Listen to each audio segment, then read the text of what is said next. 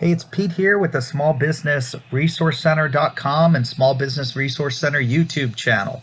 Just want to share some important information about the stimulus package and negotiations today. But before I do, I want to tell you about a small little $1,000 cash giveaway I'm having.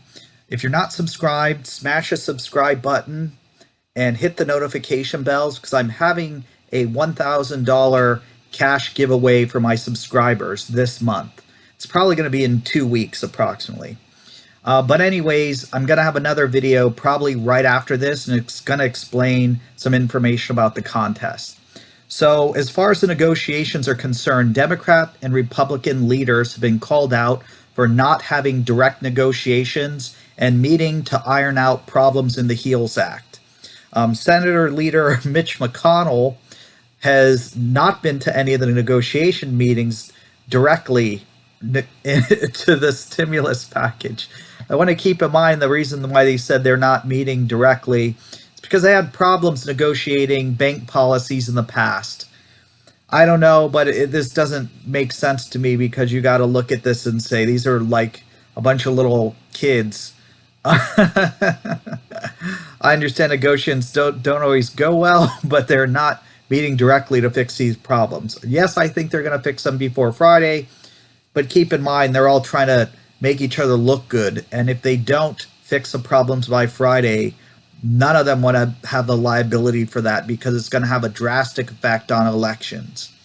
So right now, everyone is actually in favor of more funding for the Paycheck Protection Program, which is expiring on this Friday. So if I were you, I had a video on why you should apply for the Paycheck Protection Program now. I'll put a link in the description. It's very important. You look at that video. They're also having more funding for the EIDL loan. So at this point in time, it's not the grant, but I do have a video explaining on a program that they're trying to give everybody the EIDL grant and bring the grant back. That video is very important. Actually, that's going to be the first link that I have. I'm going to make that the first one. I recommend you look at it even if you did not apply because it's very important for everybody. Also, everybody's in favor for the stimulus checks, funding for schools so they can get back to work or keep in operation, rental assistance programs, mortgage forbearance programs, as well as fundings for testing, tracing, and treatment of the coronavirus. So when we're looking at stats, the major contention seems to be unemployment. That would be how long they're going to have benefits for. And the Democrats currently want to extend the $600 a week unemployment PUA benefits, but the Republicans don't want to do that. They're looking for common sense rules to sustain people and get them back to work. Because keep in mind, a lot of people actually don't want to go to work because they're making more money. And the other point of contention is a liability protection, where the Republicans are trying to protect business owners and their employees. Then the Democrats, they're more concerned about protecting people, which I understand, but you can't have people going to businesses and then suing those businesses. It just doesn't make sense. In my opinion, if you're high risk, you shouldn't go out, but we'll just leave that go. But anyways, that's another point of contention. The Democrats also are trying to give $1 trillion in state and local government aid, and also hazardous pay for essential workers. They also want cobra subsidies for health care, where, of course, the Republicans don't want to give all this money to the states because most of it is supposed to be used for riots that occurred during the BLM. I'm not opposed to BLM or anything, but you got to keep in mind Trump and the Republicans were saying you guys encouraged protesting, and now that the places got destroyed, you want money. And as far as Cobra, I don't know if anyone ever had to use Cobra here. I think that whole program needs to be revamped. I personally don't agree with giving money to Cobra. I know when I lost jobs when I was younger and they said, hey, you have this great system called Cobra and you can get your health care extended. And then, of course, I think they told me it was like $600 a week or something, or a month. And I'm like, are you kidding me? That's like way more than I was paying. And how do you expect me to pay for this when I just lost my job? So anyways, that Cobra system, I personally think it's trash. I don't know if anybody ever had to use it. Comment below, let me know your thoughts. But I think a lot of things have to be changed. And Trump actually did pass, here's a plug for Trump 2020. He passed a healthcare reform to lower drug costs. And I did put the video up on that.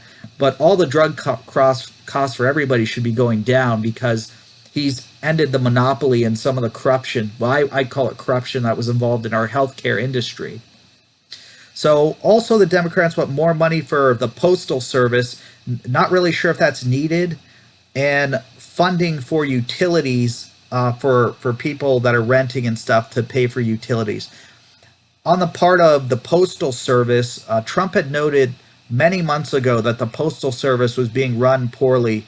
They actually lose money from companies like Amazon. So they're delivering these packages for a reduced rate because of volume, but they're actually losing money delivering packages. And Trump stated that we can't operate a business like this. Of course, Trump's a business person. They're losing money. The money has to come from somewhere. That comes from more taxes. So people who pay taxes should not be subsidizing Amazon shipping. They're making so much money. And of course, we're paying for it. So Trump is trying to end that. I personally would not be in agreement to subsidizing the postal industry, which is being run poorly, so Amazon can make a lot of money. The other point of contention is the FBI building. They want to redo it. It's in New York by the Trump Tower. Not going to say that's good or bad, but of course, Democrats are never going to be in favor of anything that may particularly benefit Trump or look good for Trump. Also, $3.77 million for remodeling the White House and to set up screening facilities. Of course, makes Trump look good. Democrats don't want anything to do with that. $29 billion for our military in part of the HEALS Act. And of course, that is supposed to be to replace money that was reduced or taken away from past bills. And they want to put that money back so we can strengthen our military. So the other thing that Trump is doing is he is signing HR 1957, which is Great American Outdoors Act. That is supposed to put $6.65 billion back into national parks and national monuments. And it's supposed to provide 100,000 direct and indirect jobs. So Trump wants our parks and our national monuments to be better and in good condition, and he also wants to create jobs. That's actually getting signed, so that's not part of the HEALS Act. Just wanted to give an update on that.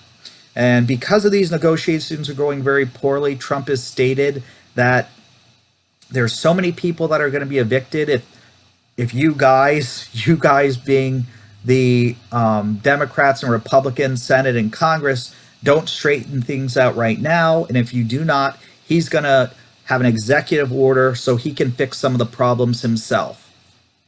So not sure what's going to happen, but I do want to update you daily when I get news. And on the other note that I did mention, S4227. This is going to be the first link in the video. It's very important to watch this video. If you applied for the EIDL or you were thinking about it, you should watch the video and then consider taking action because we need support. I saw other similar bills that got passed with around 20 to 28 co-sponsors. We currently have 6. So we need to about triple the co-sponsors to get this passed. But it's to basically make the CARES Act do what it was supposed to do, and that is to give everybody who applies $10,000 in assistance. That doesn't even mean if you're credit dependent, doesn't mean if you got approved for the loan. If you applied, you're supposed to get business assistance as long as you have a legal business. So this is Pete with the Small Business Resource Center. Smash a like button, hit subscribe, share this with your friends, and if you have any questions I didn't answer, comment below. I'll see if I can answer them. Have a great day.